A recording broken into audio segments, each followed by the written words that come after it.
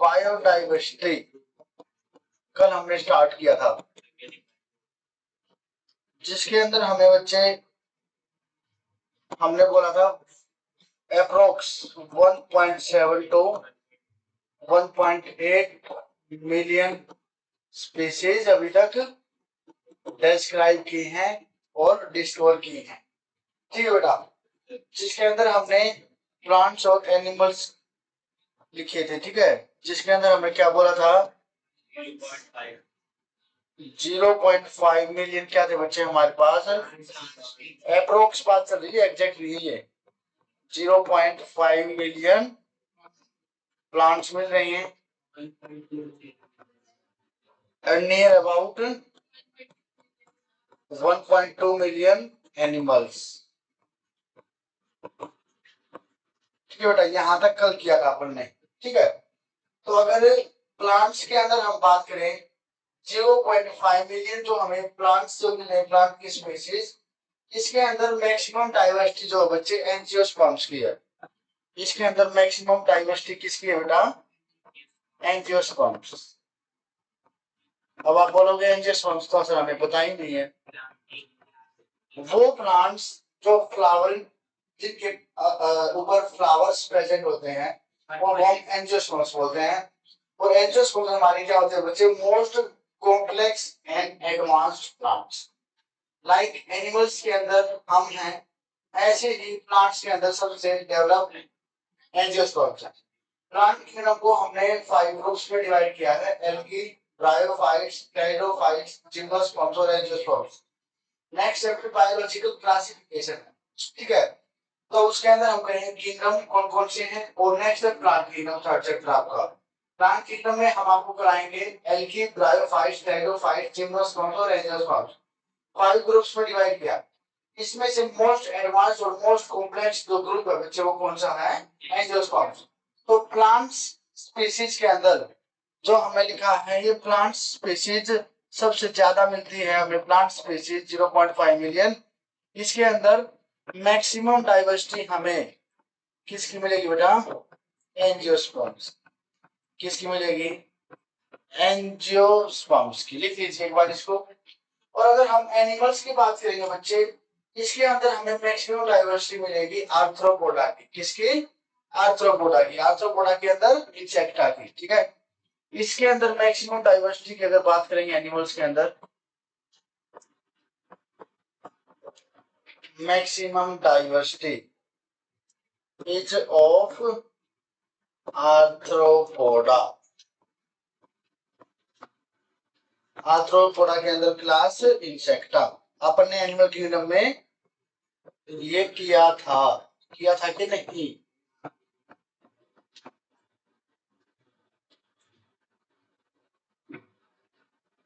बाकी की जो रिमेनिंग स्पीशीज है वो है माइक्रोब्स। इसके अलावा जो कुछ भी बच गया बच्चे, वो सब क्या है हमारे पास, रिमेनिंग माइक्रोब्स है। अपने पास रिमेनिंग क्या बेटा, microbes. Remaining are microbes. Microbes बोले तो माइक्रो ऑर्गेनिजम्स, वो ऑर्गेनिजम्स जिनको हम माइक्रोस्कोप की हेल्प से देखते हैं बेटा, उनको हम क्या बोलेंगे, माइक्रो ऑर्गेनिजम्स या फिर माइक्रोब्स। ठीक है, नेक्स्ट हेडिंग डालेंगे बेटा, level of biodiversity. Level of biodiversity था ये तो, ठीक है, हो गई ये हमारा। नेक्स्ट लिखो, डाइवर्सिटी जो हमें बच्चे अगर हम बात करें, एक तो होता है देखो इनवेरिएबल कंडीशन। इनवेरिएबल क्या होता है बच्चे, जो चीज फिक्स हो हमारी। जब हम बोल रहे हो ना, पेन को रोक किया करो, आप बाद में लिख किया करो बेटा। इनवेरिएबल और वेरिएबल, वेरिएबल वो कंडीशन होती है बेटा जिसमें हमारी चीजें वेरिएट करती हैं, चेंज होती है, फिक्स नहीं होती है। ठीक है, और इनवेरिएबल बोल दिया मींस फिक्स है।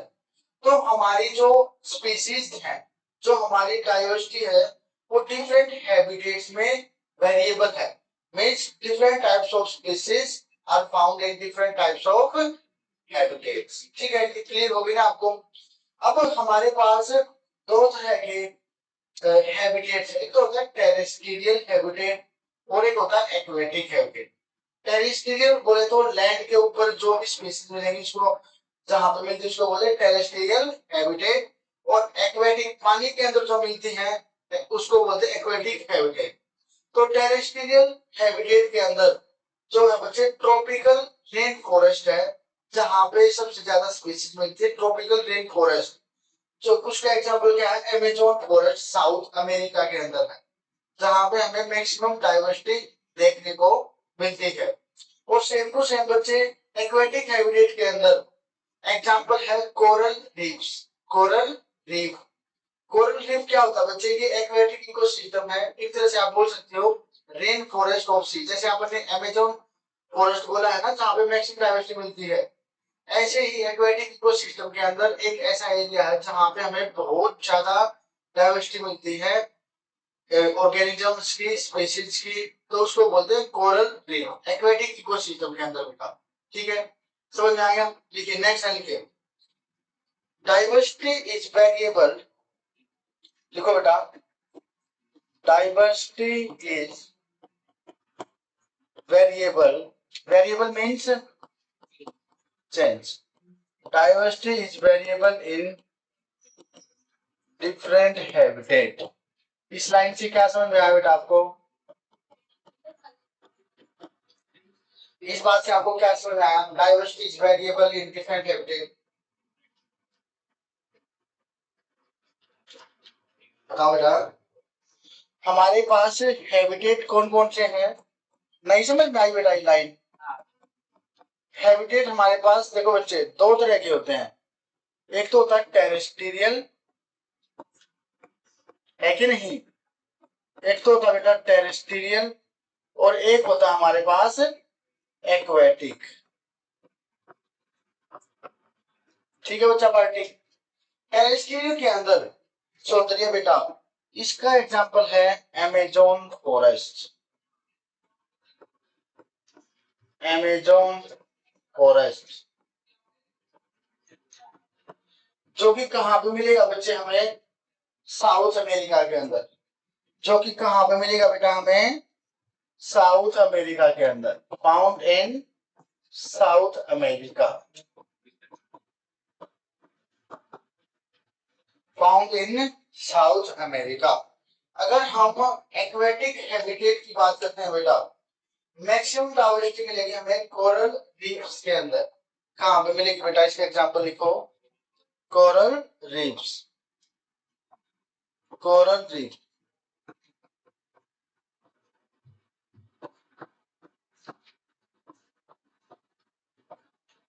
इन दोनों के अंदर हमें क्या मिलती है बेटा? बीच में लिख लो मैक्सिमम डाइवर्सिटी।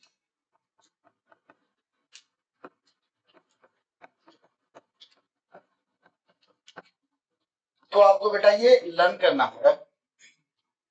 टेरेस्ट्रियल में अमेज़न फॉरेस्ट के अंदर जो भी साउथ अमेरिका के अंदर है, और एक्वेटिक हैबिटेट में मैक्सिमम डाइवर्सिटी कहां मिलेगी? कोरल रीफ्स के अंदर।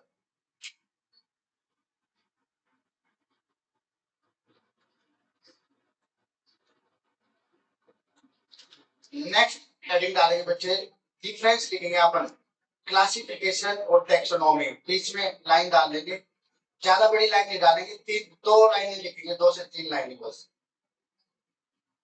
क्लासिफिकेशन और टेक्सोनॉमी, हाँ 3 या 4 लाइनें लिखेंगे बस, ज्यादा नहीं लिखेंगे इसमें।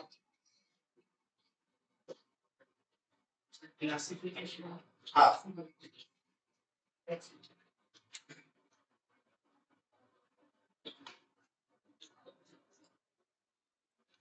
मंडे को चैप्टर फिनिश हो जाएगा।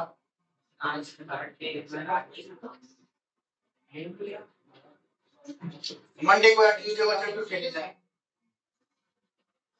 आपके चैप्टर रहेंगे बच्चे टेस्ट में, आपका 13 को टेस्ट है बच्चे आपका। उसमें आपका सिलेबस रहेगा, एक तो द लिविंग वर्ल्ड कंप्लीट आएगा। ठीक है, आपका इससे पहले हमने कौन सा किया है? स्ट्रक्चर ऑर्गेनाइजेशन, कॉकरोच और फ्रॉग दोनों रहेंगे, और टिश्यूज भी रहेंगे, और एक लोकोमोशन। 3 चैप्टर्स रहेंगे। अभी से प्रिपरेशन स्टार्ट कर दोगे, कल जाके ये नहीं सोचोगे आज घर पे कि कल संडे है, इंजॉय करते हैं। तैयारी करनी है क्योंकि नेक्स्ट संडे आपका लिविंग वर्ल्ड को अभी आपको डीपीपी मिल गई है सबको। तो जो जो क्वेश्चन आपसे सॉल्व अरेंज कर लेंगे खुद से, और ट्यूसडे को जैसे ही चैप्टर फिनिश हो जाएगा तो नेक्स्ट डे इसकी एक बार डीपीपी डिस्कस कर देंगे। ज्यादा क्वेश्चन यहाँ से एक या दो क्वेश्चन आता है, ज्यादा क्वेश्चन नहीं आएगा नीट में। सबसे हल्का चैप्टर है पूरी बायोलॉजी का, सबसे ये हल्का चैप्टर है, बहुत ही लाइट वेटेज है इसकी, कम वेटेज है। मुश्किल से एक क्वेश्चन आएगा, एक दो क्वेश्चन बहुत रेयर है, और एक क्वेश्चन आएगा तो। बट ये बेसिक क्लियर होती है इससे। जैसे आपने एनिमल किंगडम किया था ना, आप बार बार बोल रहे थे क्या किंगडम किंगडम कर रहे हो आप, बार बार फाइलम पूछ रहे थे क्या है, ये यहाँ से क्लियर हो जाएगा इस चैप्टर से। वो सब बेसिक है बेटा बायोलॉजी का, ठीक है। चलो हेडिंग डालो, ये सब आई थिंक सबने नोट कर लिया है। चलो नेक्स्ट क्वेश्चन, एक तो लिखेंगे यहाँ पे क्लासिफिकेशन,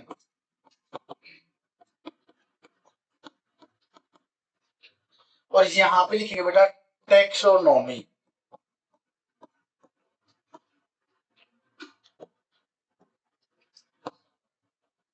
समझ में आ रहा है कि नहीं बेटा, समझ में आ रहा है सभी बच्चों को, किसका समझ में आ रहा बेटा।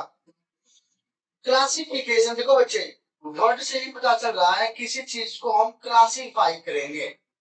ये बात कब की चल रही है, बहुत पुराने जमाने की बात चल रही है, 1980s की, जब हमें phylum, kingdom, genus, class, order, family ये सब कुछ भी नहीं पता था। एक तरह से आप उस वाले सिस्टम में जाओगे, सोच के देखो कि एक न्यू प्लेनेट है और आप वहां पे सबसे ज्यादा बुद्धिमान व्यक्ति हो, और वहां पे आप चले गए एक नए अर्थ के ऊपर, एक न्यू प्लेनेट के आप ऊपर चले गए, आप सबसे ज्यादा बुद्धिमान हो वहां पे, और अब तक कोई भी नहीं है। तो आप जिस चीज को देखोगे तो कैसे क्या करोगे भाई, किसी चीज को देखो, कोई बच्चा पैदा होता है, कोई बेबी घर में हमारी बर्थ होता है किसी का, तो उसका क्या करते हैं हम, नामांकन करते हैं, नाम रखते हैं, उसका नेम रखते हैं। नेम क्यों रखते हैं बच्चे, पहचानने के लिए, आइडेंटिफिकेशन के लिए ना, ताकि भाई इस वर्ल्ड के अंदर जब तक ये हमारा बच्चा रहेगा ये इसी नाम से जाना जाएगा, है कि नहीं बेटा। तो ऐसे ही ये बात उस दौर की है जब तक कुछ भी डिस्कवर नहीं हुआ था, ना तो फाइलम, ना क्लास, ना ऑर्डर, किसी चीज की नॉलेज नहीं थी। तो क्लासिफिकेशन में क्या हुआ था बच्चे, हमने बहुत सारे ऑर्गेनिज्म देखे और हमें कुछ भी नहीं पता था, ना किसी का नाम पता था, ना किसी का कुछ भी नहीं पता। तो हमने क्या देख सोचा, हमने क्या किया, उनको ना ग्रुप्स में डिवाइड कर दिया, उनके कुछ कैरेक्टर्स के बेस पे। हमने क्या किया, उनको उनके कुछ कैरेक्टर्स के बेस पे उनको ग्रुप्स में डिवाइड कर दिया। तो जो ग्रुप्स में डिवाइड करने का जो प्रोसेस है ना, उस कुछ कैरेक्टर्स के बेस पे उसको क्या बोलते हैं, क्लासिफिकेशन। चलिए लिखिए इसके अंदर, the process of grouping of anything into group. लिखिए, the process of grouping of anything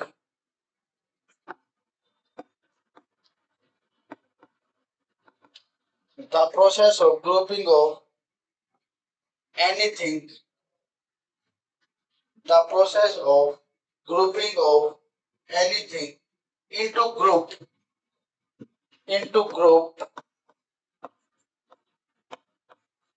on the basis of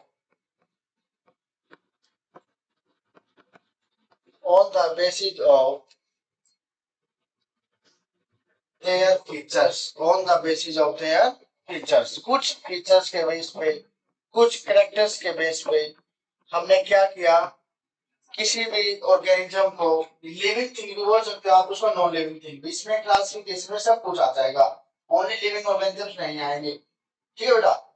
तो एनीथिंग, अगर एनीथिंग आ गया ना बच्चे तो क्लासिफिकेशन, ठीक है। अगर यहाँ पे मैं बोल दूं तो process of grouping of living organisms, तो टैक्सोनॉमी आ जाएगा।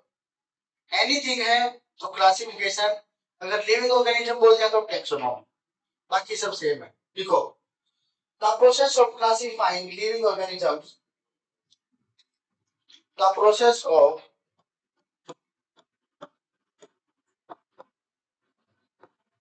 classifying living organisms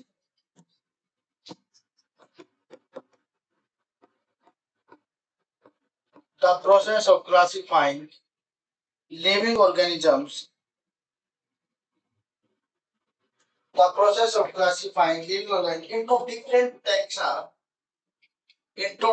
taxa अभी बताइए क्या taxa into different taxa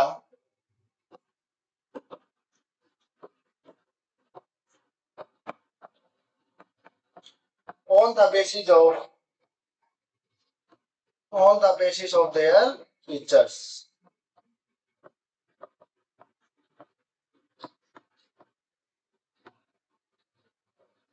taxa क्या होता है बच्चे? Category, rank. टैक्सा क्या होता है? कैटेगरी। जैसे आपने बोला ये फाइलम है, फाइलम थोरीफेरा, फाइलम सिरेंट्रेटा, ये क्या है? टैक्सा। या फिर बोल दिया आपने क्लास एंटीरिया, क्लास रेप्टिलिया, ये क्या है? टैक्सा। कैटेगरी को क्या बोलते हैं बेटा? हम टैक्सा। ठीक है भाई, लिविंग ऑर्गेनिजम्स को अगर हम क्लासिफाई कर रहे हैं हम किसमें, डिफरेंट टैक्सा में या डिफरेंट रैंक में या डिफरेंट कैटेगरी में, उसको क्या बोल देते हैं? कुछ फीचर्स के बेस पे टैक्सोनॉमी। और एनीथिंग आ गया तो next go the term taxonomy given by AP de Candolle. देखते हैं, लिखिए the term taxonomy given by AP de Candolle. AP de Candolle, AP de कैंडोले।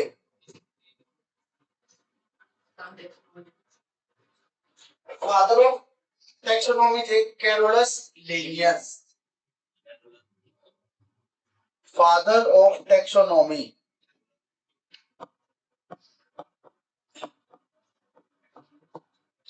Carolus Linnaeus.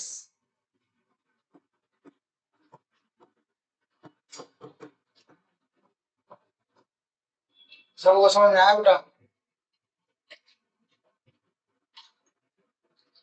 अब लिखो बच्चे, टाइप्स ऑफ टैक्सोनॉमी। क्या बोलते डॉक्टर साहब? बोलो बेटा। क्या है इसकी टैक्सोनॉमी? नहीं ऐसा कुछ नहीं, अभी पूरा चैप्टर करेंगे, क्या आगे आ जाए। ठीक है, टाइप्स ऑफ टैक्सोनॉमी।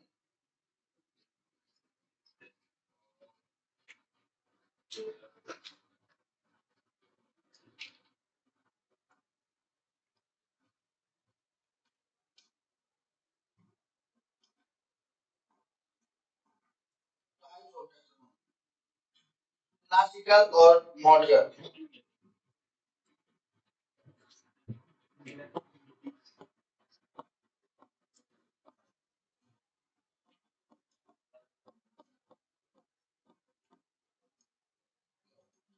अगर कोई बच्चा absent होता ना बेटा, ये लेक्चर भी रिकॉर्ड हो रहे हैं, ये लेक्चर रिकॉर्ड हो रहा है।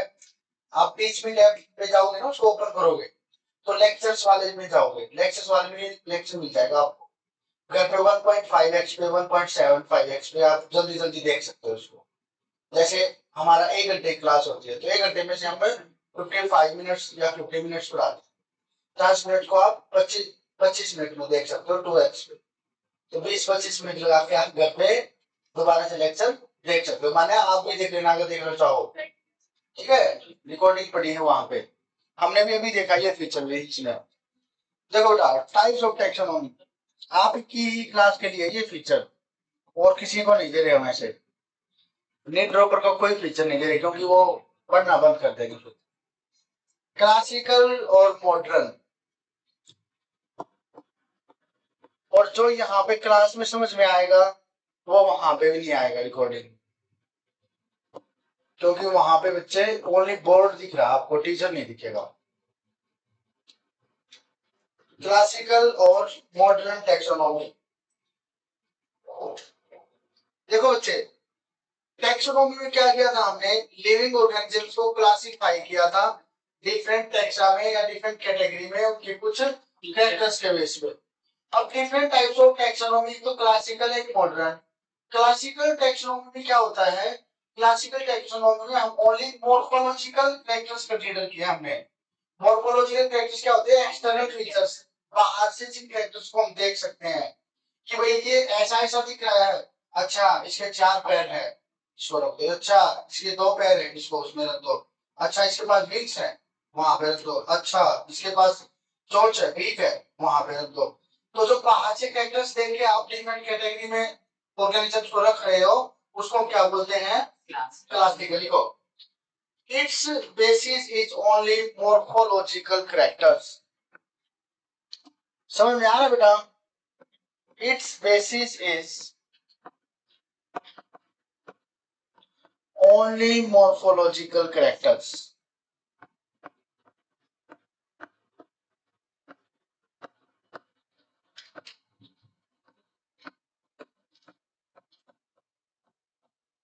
इसका बेस खाली क्या बच्चे, क्लासिकल का ओनली मॉर्फोलॉजिकल फैक्टर्स। ब्रैकेट में लिख दो एक्सटर्नल फीचर्स, कभी बाद में आपको समझ में ना आए। मॉर्फोलॉजी का मीनिंग होता है external.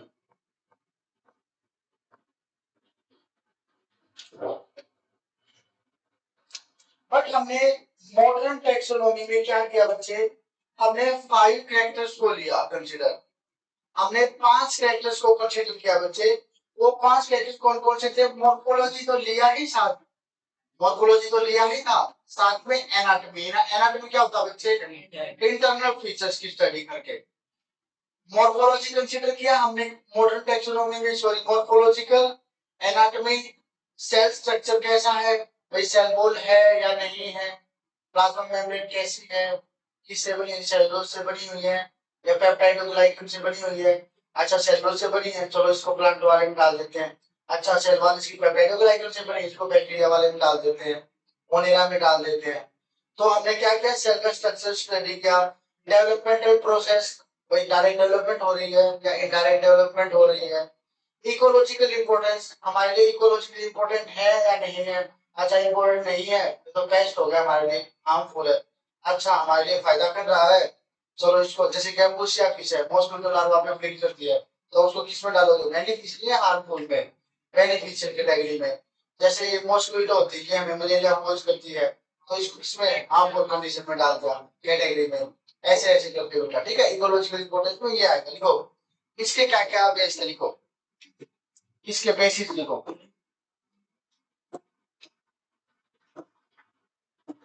Basis of modern taxonomy,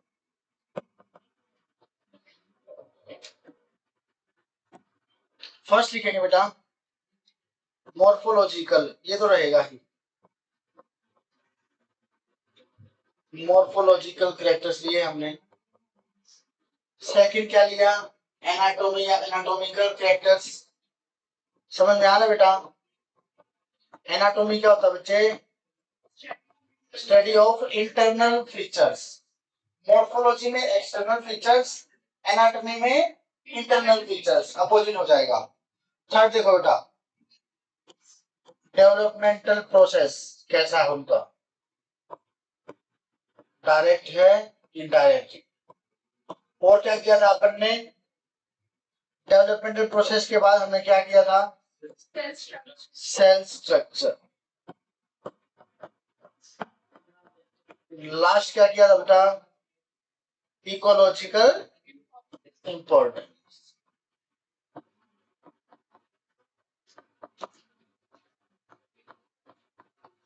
तुम चालू हो ही गए, मानोगे नहीं मतलब ऐसे हैं। टाइप्स ऑफ टैक्सोनॉमी, क्लासिकल और मॉडर्न। इसको कैसे याद रखोगे, कैसे याद रखोगे, इसको ऐसे याद रख सकते, शॉर्ट फॉर्म इसकी,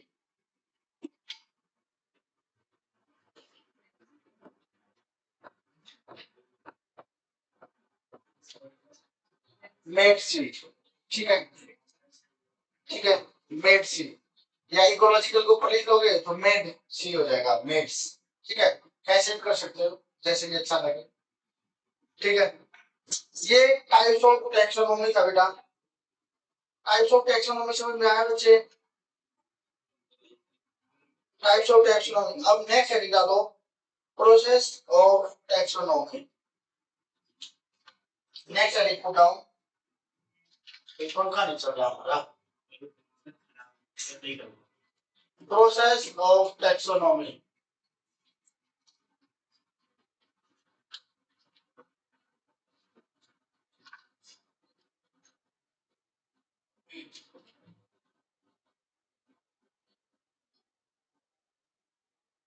एनसीईआरटी से करवा रहे सर? अरे क्या बात है, बड़ा एनसीईआरटी से बड़ा एनसीईआरटी पढ़ते रहा बेटा, क्लास में नहीं कर जाने के बाद। Process of taxonomy, put down heading, process of taxonomy. Process of taxonomy.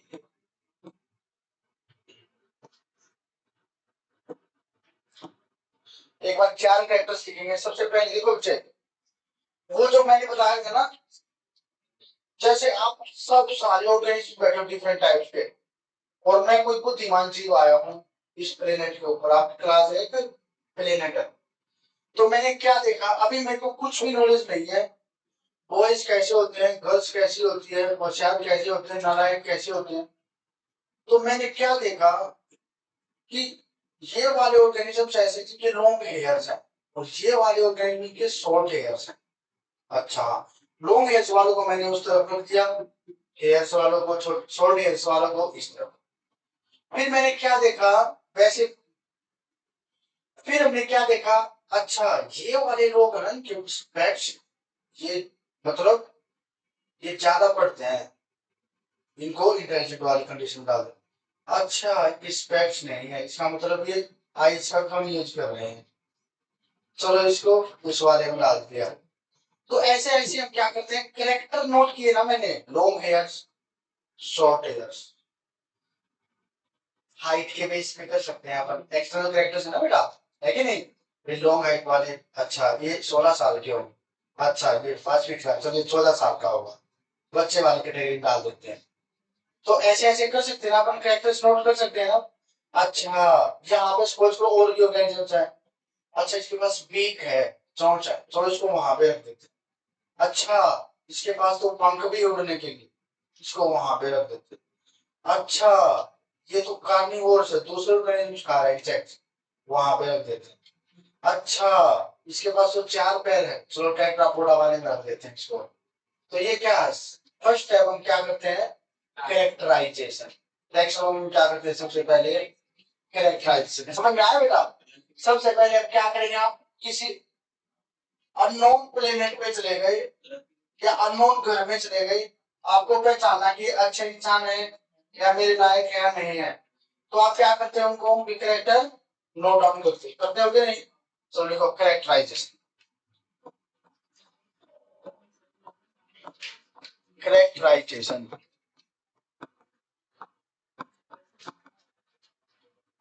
देखिए, इसमें क्या करते हैं, कैरेक्टर्स नोट डाउन।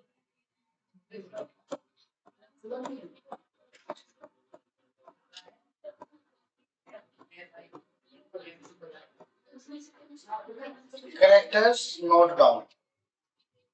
नेक्स्ट लिखो आइडेंटिफिकेशन।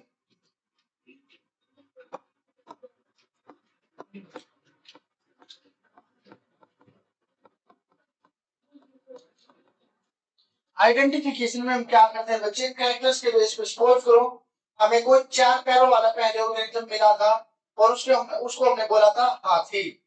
अब वैसा ही सेम टू सेम कोई लेकिन हाइट में छोटा मिला, उसके भी 4 पैर है, उसका भी पास ट्रंक है, तो हम उसको भी क्या करेंगे, आइडेंटिफाई करेंगे। अच्छा ऐसा तो यार पहले भी देखा था और ये दोबारा फिर आ गया वैसा ही, तो इसको भी उसी कैटेगरी में डालते हैं, हाथी वाली में, एलिफेंट वाली में, बोलोगे ना आप ऐसा ही। तो ये क्या है, सेकंड स्टेप क्या करते हैं हम, आइडेंटिफिकेशन। प्रैक्टिस के बेस पर क्या कोशिश करते हैं हम, सेकंड आइडेंटिफिकेशन करने की क्या करते हैं हम, आइडेंटिफिकेशन। लिखो सेकंड कैरेक्टर आइडेंटिफिकेशन। पहले कैरेक्टर्स नोट डाउन किए थे, अभी दोबारा से बता देंगे एक बार और, ठीक है? जब दिमाग से एब्सेंट रहते हैं ना उनके लिए भी अलग कैटेगरी बनती है। वो क्या है, कैरेक्टर। वो क्या है, एक कैरेक्टर। तो उसको दूसरी कैटेगरी में डाला जाता है, उनको पीछे वाले बेंच पे अलग से बैठाया जाता है। मैंने ये क्या किया, कम से कम 3 महीने में ये कैरेक्टर नोट डाउन किया। ये बच्चा ज्यादा बोलता है, इस बच्चे को वहां बैठाता हूँ ताकि क्लास का इकोसिस्टम मेंटेन रहे। क्लास के इकोसिस्टम मेंटेन करने के लिए मैंने क्या किया, सफलिंग की। ज्यादा बोलने वाले को एक को उधर बैठा दिया, दिमाग से जो थोड़ा वैसा था, मतलब अपसेट रहता क्लास में, उसको थोड़ा उधर कर दिया, क्योंकि वो बातों में मगन रह के पीछे रह जाता था। क्लास का इकोसिस्टम मेंटेन करने के लिए जो बच्चा सामने रहता उसको आगे बैठे रहने दिया, आप आराम से बैठो। तो ये क्या किया हमने, कैरेक्टर्स नोट डाउन किया ना सबसे पहले। तो ये क्या, कैरेक्टराइजेशन। फिर सेकंड में हमने आइडेंटिफिकेशन किया था, ये दूसरा लड़का भी बोल रहा है, वही पिक्चर है, चल इसको भी वहां सेट करता हूँ। ये क्या है, आइडेंटिफिकेशन। कैरेक्टर्स के बेस पे क्या किया हमने, आइडेंटिफिकेशन। थर्ड क्या करेंगे, क्लासिफिकेशन। अच्छा मान ही नहीं रही, मैं सब ग्रुप बनाते हैं, मैंने दिमाग में ग्रुप बना लिए, ज्यादा बोलने वाले बच्चे हैं। थर्ड आइडेंटिफिकेशन के बेस पे क्या करते हैं, ग्रुपिंग करते हैं। आइडेंटिफिकेशन के बेस पे क्या, आपने आइडेंटिफाई कर दिया बहुत सारे ऑर्गेनिजम्स, ये भी ऐसा, ये भी ऐसा, ये भी ऐसा, आपने मिलते जुलते को क्या किया, ग्रुप बना दिया उनका, मिलते जुलते लोगों का। तो उसको क्या बोलते हैं, classification. Third is classification. Fourth is, फिर उनका आपने क्या किया, नामांकन कर दिया। अभी हम नए नए थे, हमें नहीं पता ज्यादा बोलने वाले का मतलब क्या होता है, कम बोलने वाले का मतलब क्या। जो ज्यादा लिपसिंग कर रहा था उसको हम कुछ कंडीशन में क्या बोले, ज्यादा बोलने वाले होते हैं। उसको किस ग्रुप में रखेंगे, ज्यादा बोलने वाले में। उसको हमने क्या बोल दिया, लाउड स्पीकर फॉर एग्जाम्पल। तो इसको क्या बोलेंगे, नोमेनक्लेचर। जो नाम रखेंगे ना लास्ट में उसको क्या बोलेंगे, नोमेनक्लेचर। तो इसमें ऐसे चीज याद करेंगे, सबसे पहले कैरेक्टर्स नोट डाउन करेंगे, फिर आइडेंटिफिकेशन करेंगे, फिर क्लासिफिकेशन करेंगे, ग्रुपिंग करने के बाद नाम रख लेंगे, लास्ट में क्या करेंगे, नोमेनक्लेचर। याद रखिए ऐसे चीज याद रह जाएगा ना, या ना नहीं रहेगा। चलो इसका एक एग्जांपल लिखते हैं क्लास। चलो सबसे पहले लिखेंगे 1 2, अभी रुक जाओ बेटा, 3 4, 4 कैरेक्टर्स लिखेंगे। अभी आप रुक जाएंगे बेटा। सेकंड लिखेंगे बच्चे यहाँ पर, ऑर्गेनिजम्स के नेम लिखेंगे, ऑर्गेनिजम्स। यहाँ पे लिख लो कैरेक्टर्स लिखेंगे, कैरेक्टर्स।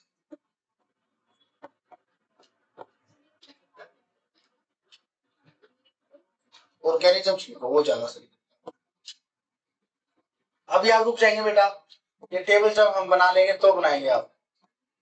ऑर्गेनिजम्स, सबसे पहले फर्स्ट लिखेंगे यहाँ पे हम फ्लाई। सेकेंड लिखा बी।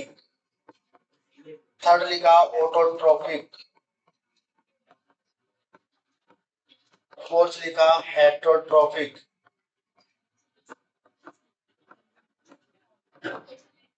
फिफ्थ लिखा मेमोरी ग्लैंड।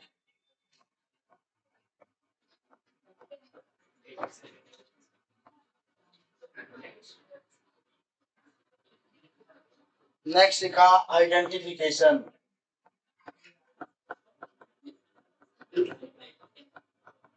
नेक्स्ट लिखा इसके नीचे नोमेनक्लेचर।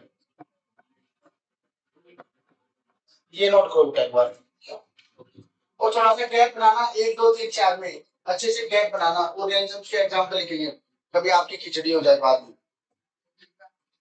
एक एक ऑर्गेनिज्म लिखेंगे अपन, गैप अच्छे से रखना।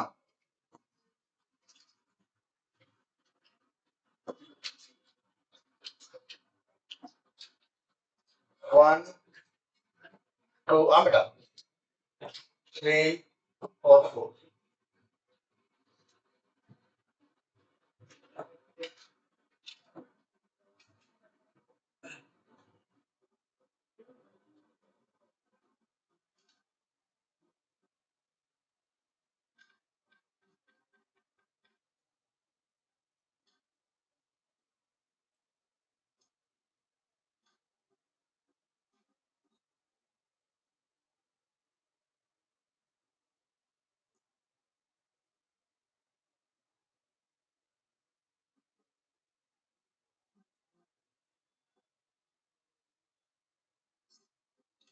आप एडिटिव बना लो बेटा,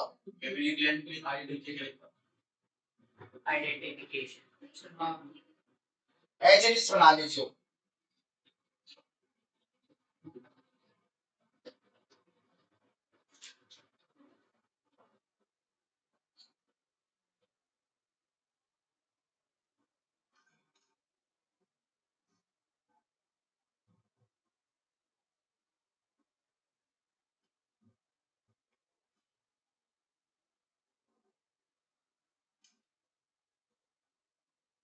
बच्चे सभी नोट डाउन किया? ठीक है, देखिए बच्चे, फर्स्ट वाले में हमने क्या देखा, कोई ऑर्गेनिज्म था बच्चे, हमारे पास कोई ऑर्गेनिज्म था। Please everyone focus here. Mind saturate हो गया क्या? सैचुरेट तुमसे पूछेंगे गर्ल्स, माइंड सैचुरेट ठीक है ना? वही साथ हो जैसी क्लास यहाँ पे एंट्री करते हैं इसी सैचुरेट हो जाता है। देखो बेटा, हमने कृष्णा कोई ऑर्गेनिज्म बेटा, कोई ऑर्गेनिज्म देखा बेटा, तो हमने क्या देखा कि वो उड़ सकता था, ठीक है, फ्लाई कर सकता था, बिल्कुल सही। हमने क्या देखा, उड़ने के साथ साथ उसके पास चोंच की प्रेजेंट थी, बीक भी थी, चलो ठीक है। हमने हमने क्या देखा, वो ऑटोट्रोपिक नहीं था बट वो हेटरोट्रोपिक था, हेटरोट्रोपिक था। उसके पास मेमरी ग्लैंड्स भी नहीं थे, वैसे कोई जनरल किसी ऑर्गेनिज्म को देख रहे हैं अपन, ठीक है, मेमरी ग्लैंड्स भी नहीं थे। तो हमने क्या आइडेंटिफाई किया, वो ऑर्गेनिज्म जिसके पास फ्लाई उड़ सकता है, बीक है, हेटरोट्रोपिक है, तो उसको हम क्या बोलेंगे, बर्ड। हमने क्या आइडेंटिफाई किया उसको, बर्ड। और उसका फिर उस बर्ड का हमने क्या नोमेनक्लेचर, क्या नाम रखा, फॉर एग्जांपल स्पैरो बोल दो आप, या और कुछ बोल दो, बर्ड के अंदर किस कुछ भी बोल दो, जो भी आपको याद है। तो हमने क्या बोल, उसका नामांकन करोगे ना लास्ट में आइडेंटिफिकेशन के बाद, हमने सपोज उसको क्या बोल दिया, स्पैरो। ये तो स्पैरो मिली, पक्का स्पैरो है शानी तो। नेक्स्ट हमने क्या देखा बच्चे, कि भाई हमें मिला एक ऑर्गेनिज्म और देखा आपने, ठीक है, तो आपने क्या देखा कि वो उड़ नहीं सकता था, चलो भाई, उसके पास चोंच भी नहीं थी, चलो ठीक है, वो ऑटोट्रोपिक भी नहीं था, चलो ठीक है, बट वो हेटरोट्रोपिक था भाई, चार पैरों से चल रहा था, ठीक है, तो हेटरोट्रोपिक था, ठीक है। उसके पास मेमोरी ग्लैंड्स भी थी, अच्छा मेमोरी ग्लैंड्स है, लो भाई। तो फिर हमने क्या आइडेंटिफाई किया कि भाई वो तो हमें किस जैसा दिख रहा है, एनिमल है, पक्का चार पैरों से चल रहा है। हमने क्या आइडिया लगाई, तो एनिमल हो सकता है, तो एनिमल लिख दिया, ठीक है। और एनिमल में कोई भी एग्जांपल लिख लो जो भी आपके मन में है, सपोज करो काउ लिख लो, बिफेलो लिख लो, एलिफेंट लिख लो, जो चार पैरों से चलता हो, ठीक है। तो क्या लिख लेंगे यहाँ पे, काउ लिख दिया। तो हमने क्या किया, सबसे पहले करेक्ट, ये सब क्या है बच्चे हमारे 1 2 3 4 5, ये क्या है, कैरेक्टर्स, इसको क्या बोल देंगे, करेक्टराइजेशन। क्या बोल देंगे, करेक्टराइजेशन के बेस पर हमने क्या किया, इनको आइडेंटिफाई किया। अब हमने नेक्स्ट ऑर्गेनिज्म देखा जिशान बेटा, हमने क्या देखा, तो एक ऑर्गेनिज्म था जो कि क्या कर रहा था बच्चे, उड़ रहा था, अच्छा उड़ रहा है, ये तो भलाई, लेकिन चोंच नहीं थी उसके पास, ठीक है, लेकिन वो ऑटोट्रोपिक था, ठीक है, लेकिन चलो ठीक है, ऑटोट्रोपिक भी नहीं है तो हेटरोट्रोपिक मिला हमें, चलो अच्छा, ऑटोट्रोपिक भी नहीं है, दूसरों को खा रहा है, ले तो हेटरोट्रोपिक ले। मेमोरी ग्लैंड्स भी नहीं थे उसके पास, मेमोरी ग्लैंड्स भी नहीं थे, तो हमने क्या सोचा, ये तो छोटा सा दिख रहा है आपको, मेमोरी ग्लैंड्स भी नहीं है, हेटरोट्रोपिक है, बोल भी रहा है, अरे ये तो इंसेक्ट निकला, तो इंसेक्ट जैसा लग रहा है, आप उसको क्या बोलोगे, ये तो इंसेक्ट है, ठीक है, तो इंसेक्ट के पास भी नहीं होते, तो इसको हमने क्या बोल दिया, इंसेक्ट। और इसको कोई भी इंसेक्ट का एग्जांपल लिख लो यहाँ पे, ठीक है, एड्स, मॉस्किटो, ये है वो है, ठीक है, इंसेक्ट में कोई भी लिख लो, हाँ ग्रास हॉपर लिख लो, बटरफ्लाई लिख लो, ठीक है।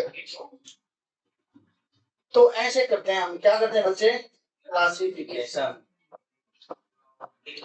नेक्स्ट हमने क्या देखा बच्चे, भाई एक ऑर्गेनिज्म ऐसा देखा हमने, बहुत बड़ा विशाल था वो, माधव देखने में, लेकिन उड़ नहीं सकता था, तो हमने उड़ नहीं सकता, तो हमने क्या लगा दिया, सर उड़ नहीं सकता ले। उसके पास चोंच भी नहीं थी, अच्छा चोंच भी नहीं है ले तो, लेकिन ऑटोट्रोफिक था क्योंकि खुद से खाना बना रहा था वो। लो भाई, खुद से खाना बना रहा था बट दूसरों पे डिपेंड नहीं कर रहा था। चलो ठीक है, मेमोरी ग्लैंड्स भी नहीं थे उसके पास, तो हमने कांटा लगा दिया। तो हमने क्या सोचा, ये तो खुद से खाना बना रहा है, कुछ भी नहीं है इसके पास, ना उड़ सकता है, ना चोंच है, और ना हेटरोट्रोफिक, ना मेमोरी ग्लैंड। तो हम कह रहे तो प्लांट्स जैसा लग रहा है, प्लांट्स बोल दिया हमने उसको, क्या बोल दिया, प्लांट्स। ठीक है, प्लांट्स के अंदर कोई भी एग्जांपल लिख लो आज। है बेटा, बोलो। सनफ्लावर, सनफ्लावर बोला बच्ची ने। ठीक है, ये एक प्रोसेस होता है बच्चे किसका, क्लासिफिकेशन का, कैरेक्टर्स के बेस पे आइडेंटिफाई और नोमेनक्लेचर।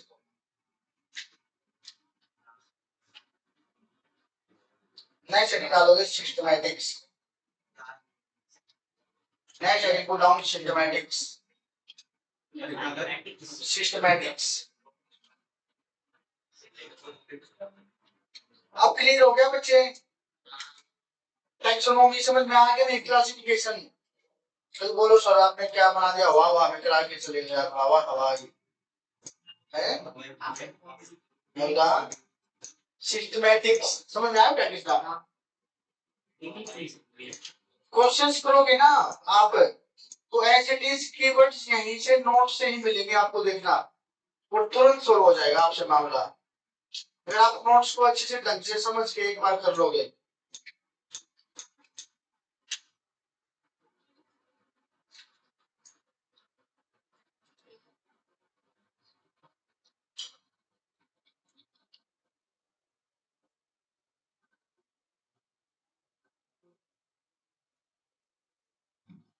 Next is systematics.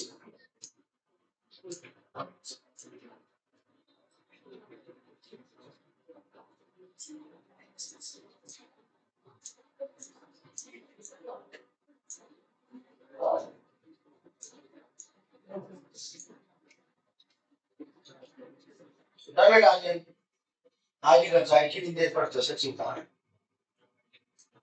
पढ़ते ही नहीं। अच्छा पढ़ लिया कितने हैं, पूरा तीनों सब्जेक्ट, वाह,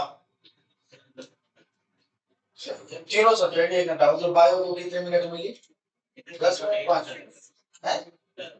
अच्छा अलग अलग पढ़ते हो, 1 घंटा बायो 1 घंटा फिजिक्स, तो वेरी गुड। तो मैं बताऊं नीट और जेई जो हो रहा बच्चे, नीट जेई यूपीएससी और एक सीए होता है कॉमर्स वालों का, ये 4 एग्जाम्स ऐसे हैं बच्चे अपने इंडिया के, ये सबसे टफेस्ट एग्जाम है, सबसे टफेस्ट, और आपने सबसे टफेस्ट एग्जाम चूज किया और आप इसमें 1 1 घंटा या 10 10 मिनट पढ़ रहे हो, कुछ भी नहीं होगा। टफेस्ट आपने टारगेट चूज किया है, तो हार्डवर्क भी अच्छे वाला करना पड़ेगा, ऐसे नहीं होगा। अब आपके लिए वो इतना ज्यादा बर्डन नहीं है क्योंकि आप 11th के बच्चे हो, आप 11th में भी थोड़ा थोड़ा खिला रहे हैं, आपको 12th में ऐसे खिलाएंगे हर रोज, तो 2 साल है आपके पास तैयारी करने के। जो ड्रॉपर बच्चे जो होते हैं 12th करके आते हैं, उनको ज्यादा प्रॉब्लम होती है, और आप चाहो ना जस्ट 12th के बाद सिलेक्शन निकाल सकते हो, क्योंकि आपके पास टाइम ज्यादा है, और आप अगर अच्छे से पढ़ोगे बिल्कुल एक एक दिन हर रोज, तो अभी आप में से कोई भी बच्चा होशियार नहीं है, ना कोई बच्चा नालायक है, अभी आप सब बराबर हो, बिल्कुल ग्राउंड लेवल पे खड़े हो आप सब। लेकिन जैसे 11th फिनिश हो जाएगी फिर आपका लेवल चेंज हो जाएगा सबका। अगर किसी ने 11th सीरियस होकर की है तो वो नीट के बिल्कुल नजदीक रहेगा, अगर किसी ने 11th नहीं की वो बर्बाद हो जाएगा, और उसको ड्रॉप करना पड़ेगा, क्योंकि 12th में भी हम तो डेली ऐसे पढ़ाएंगे हर रोज, तो आप 12th का करोगे 11th का करोगे उस टाइम, है ना बेटा, एक टाइम पे एक ही चीज तो कर सकते हैं ना बट। तो अगर आपने 11th अपनी सही से कर ली ना, फिर तो आपके लिए सिलेक्शन बहुत ही इजी चीज है, कोई बहुत बड़ी चीज नहीं है आपके लिए। अगर आपने 11th में मजे किए, आपने ये सोचा कि मेरे पास 2 साल है, बर्बाद हो जाओगे, कुछ नहीं होगा। और ये मैं कहूँ, आपने जो ऑप्शन चूज किया, अगर ये आपने अचीव कर लिया, तो आपकी लाइफ जो ना आपकी बिल्कुल चेंज हो जाएगी। जो हमें आपको ना 2 कौड़ी की इज्जत दी है ना जो लोग, तो वो आप पर सलाम करके निकलेंगे आपके पास से। बिल्कुल चेंज हो जाएगी आपकी लाइफ। अगर नीट आपने नहीं निकाला तो फिर आप भाई पापा के नाम से जाने जाओगे, गली में, मोहल्ले में, अपनी कॉलोनी में, अपने गांव में, अपने शहर में। आप आप वो कंडीशन सपोज करो, एक तो आपके पापा जा रहे हैं बाजार में, एक तो ये बोलिए वेदांत, डॉक्टर वेदांत के पापा हैं, एक वेदांत जा रहा है गली में, ये बोले अरे ये उसका लड़का है। दोनों चीजों में फर्क है। तो ये दोनों चीजें आपने चूज करनी है कि ये डॉक्टर श्याम के पापा जा रहे हैं, या अरे ये वो जो मास्टर साहब है ना, वहां गाँव में नौकरी करते हैं, ये उनका लड़का। तो दो चीजें आपके हाथ में, तो 2 साल ढंग से तैयारी करनी ना आपने, अलग ही चीज हो गया। चलो उठा लिखो, नेक्स्ट हेडिंग लिखेंगे systematics. Systematics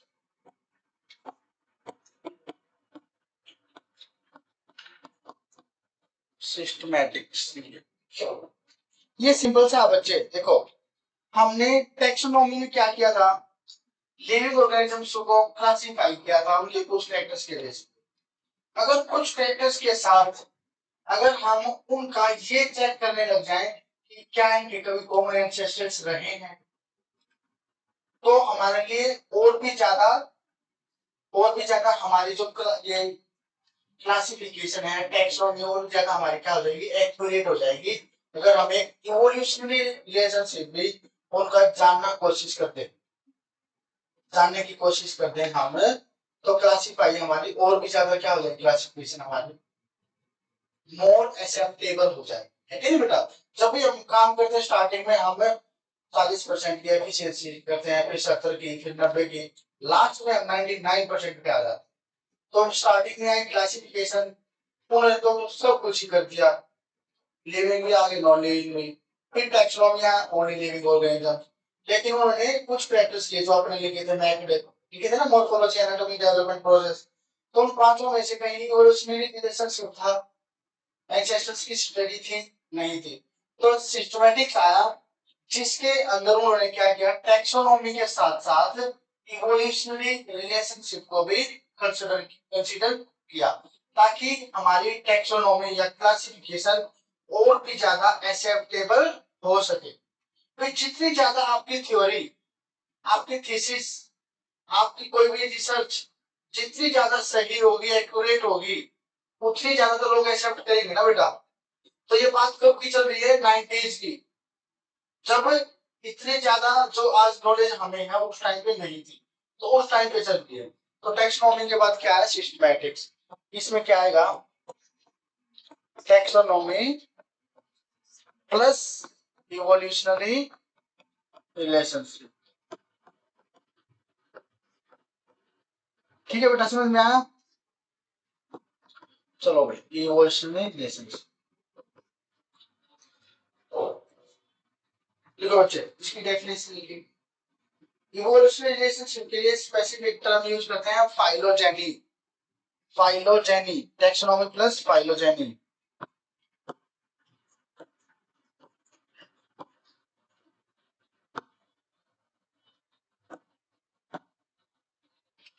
taxonomy plus phylogeny, evolutionary relationship between the living organisms।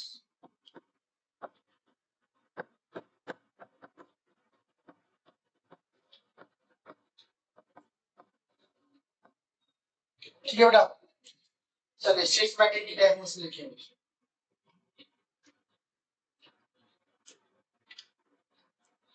देखिए, सेम टू सेम टैक्सोनॉमी की कॉपी है, बस इवोल्यूशनरी रिलेशनशिप ऐड हो जाएगा। इसमें क्या करेंगे, process of classifying living organisms into different taxa on the basis of certain characters and evolutionary relationship. बस लिखिए, लिखिए बेटा। ये समझ में आया कि नहीं, समझ रही है। लिखो बेटा, the process of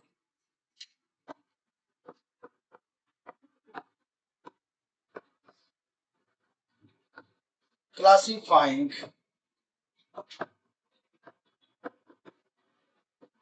living organisms, the process of classifying living organisms into different taxa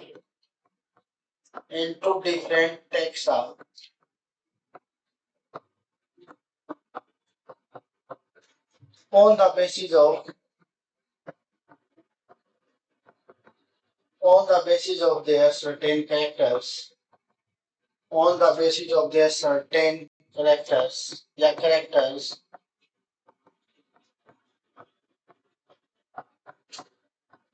and evolutionary relationship and evolutionary relationship.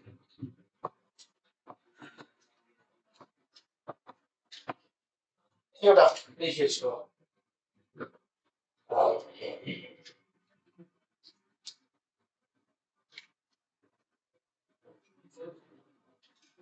Systematic words और derived हुआ बच्चे लेटिन लैंग्वेज से किससे डिराइव हुआ है लेटिन लैंग्वेज से अभी लिखेंगे लिख लो एक बार नोट डाउन करो बेटा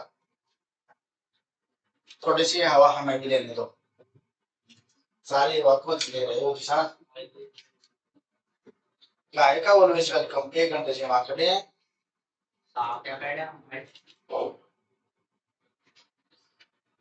वहां बैठने के लिए अभी तुम्हें और 10 साल लगेंगे बेटा ठीक है अभी तुम बहुत बच्चे हो अभी तुम्हें बहुत ज्यादा मेहनत करनी पड़ेगी वहां तक आने के लिए क्या हाँ हाँ पता वो तो तुम लोग करोगे तुम्हें समझ में आया हुआ तो ठीक है तुम्हें नहीं आया हुआ तो भी ठीक है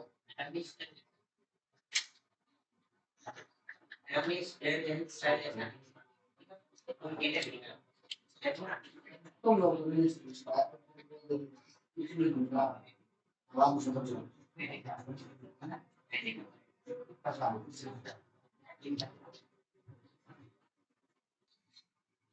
चलो next systematic word is derived from Latin language. देखिए systema word या systematics word derived from नहीं मैं अपनी प्रैक्टिस कर रहा हूँ मेरी राइटिंग अच्छी नहीं है ना मैं राइटिंग सुधार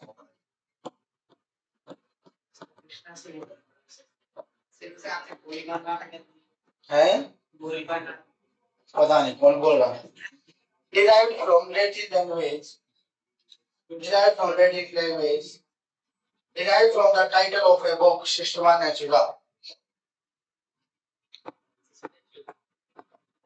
derived from the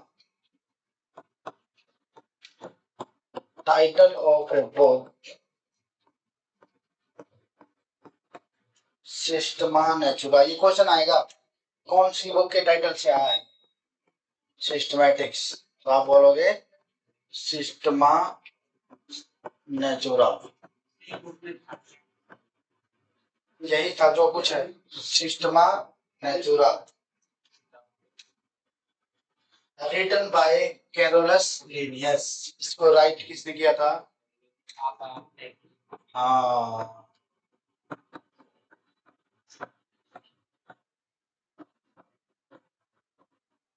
written by Carolus में देखना हमने पहले डबल एल लिखा था क्या या सिंगल एल कैरोलस सिंगल ही है ना ठीक होगा कैरोलस लिनियस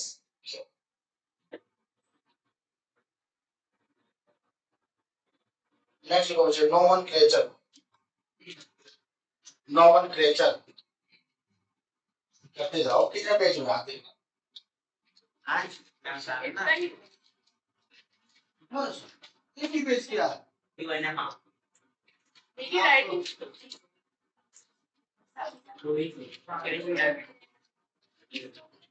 दो पेज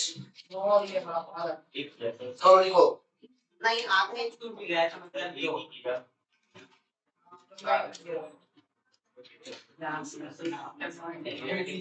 मुश्किल से बहुत सारी अंदाज काम करेगी अच्छा लिखो उठाओ नॉर्मल लेक्चर इसमें किया बस लिखो नॉमेनक्लेचर।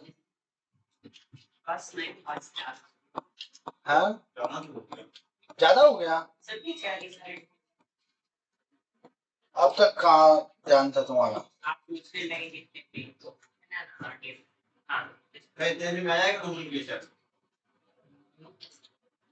ना हाफ पेज में आएगा। हाँ नॉमेनक्लेचर, नॉमेनक्लेचर क्या होता है बेटा? Naming process. नॉमेनक्लेचर क्या होता है बेटा?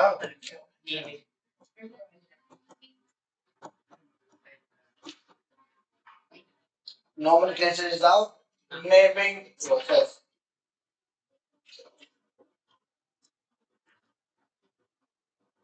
देखिए इसमें लिखेंगे लोकल नेम, पहले क्या होते थे बच्चे? लोकल नेम, फिर आए standardize international name, standardized international name.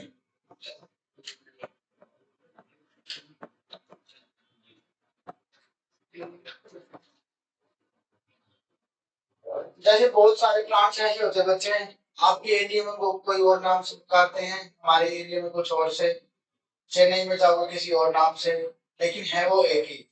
और ऑस्ट्रेलिया में भी है तो वो दूसरे नाम से, लोकल नेम से।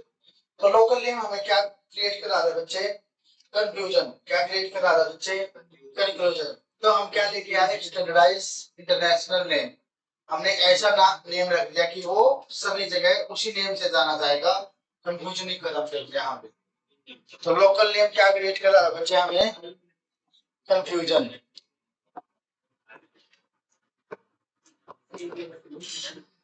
लोकल नेम क्या क्रिएट कर रहा था? कंफ्यूजन। तो स्टैंडर्डाइज इंटरनेशनल नेम ये कहाँ पे आया बच्चे? Binomial system of nomenclature. लिखिए बाइनोमियल, इसमें क्या है? जीनस और स्पीशीज दो नेम होते हैं बच्चे। Binomial system of nomenclature.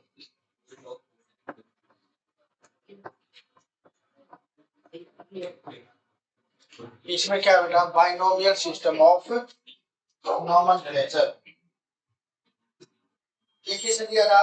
Carolus Linnaeus ने, given by Carolus Linnaeus in his book Species Plantarum, given by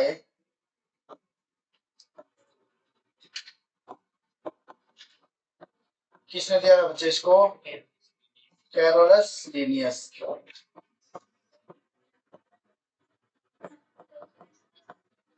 एक बात तो समझ में आई, कैरोलस लिनियस का काफी योगदान रहा। इसकी इनकी बुक थी, कौन सी बुक थी बेटा इनकी? Species plantarum.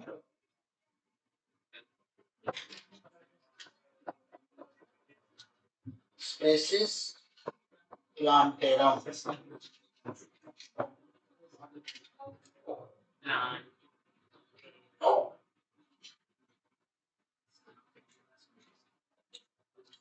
Species plantarum.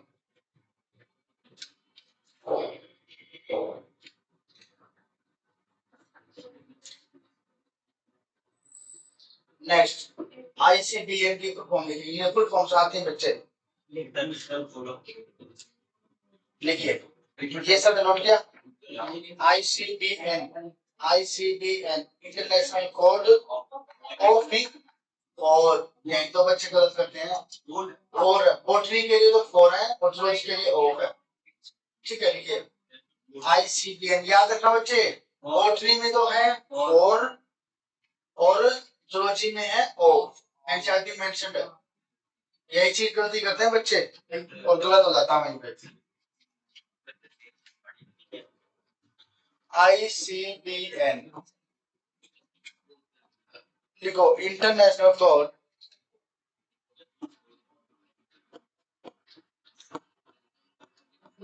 International code for botanical nomenclature। for botanical nomenclature.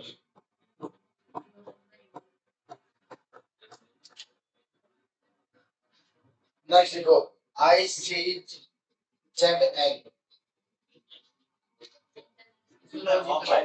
हाँ, ICZN.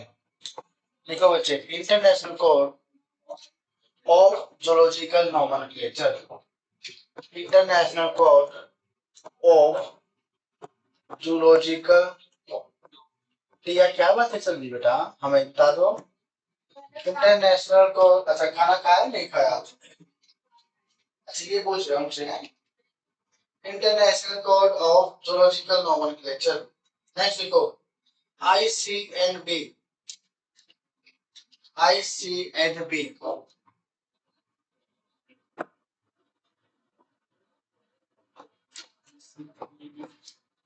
International code for nomenclature of bacteria. लिखो, international code for nomenclature of bacteria. ये फुल फॉर्म पूछी जाती है बच्चे, एग्जाम के अंदर डायरेक्ट आएंगी. नेक्स्ट लिखो, ICTV. ICTV.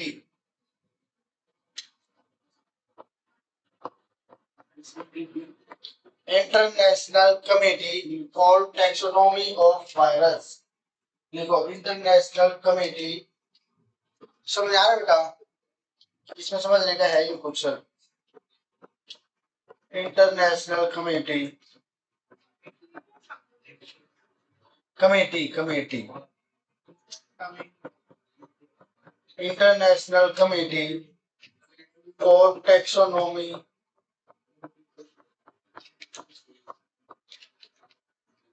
of virus. International Committee for Taxonomy of Virus. Committee में डबल ई आएगा ना बेटा लास्ट में, या सिंगल ई? सही है ना? ठीक है. नेक्स्ट लिखो Madhav, ICNCP. ICNCP. CP.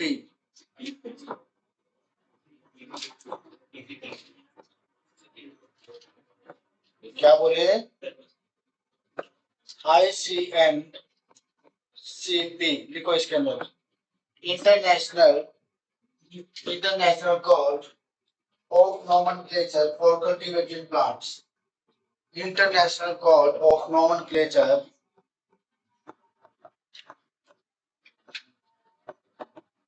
International Code of Nomenclature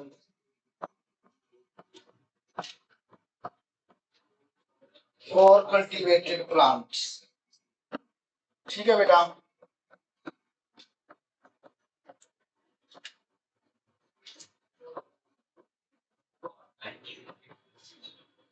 For cultivated plants. Next we go. ICDCN. ICDCN.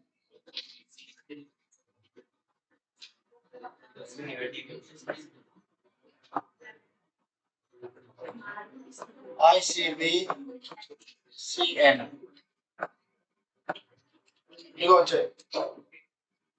International Code of Virus. International Code of Virus. Classification and nomenclature code. International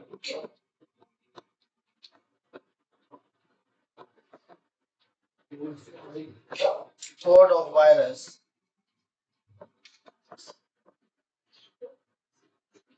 International Code of Virus.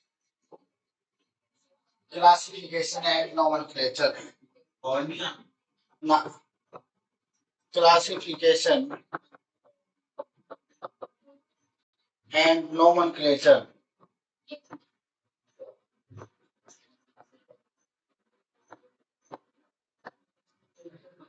ICD-10 International Code of Virus Classification and Nomenclature. हाँ दोस्तों क्या है कृष्णा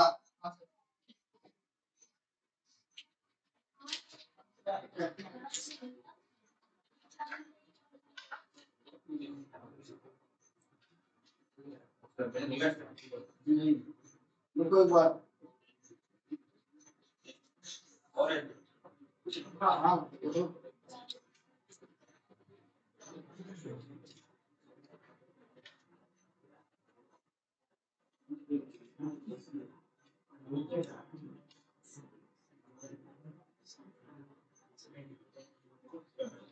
ठीक है बेटा इतना ही है। आज आज के लिए इतना ही रहेगा क्लास ओवर।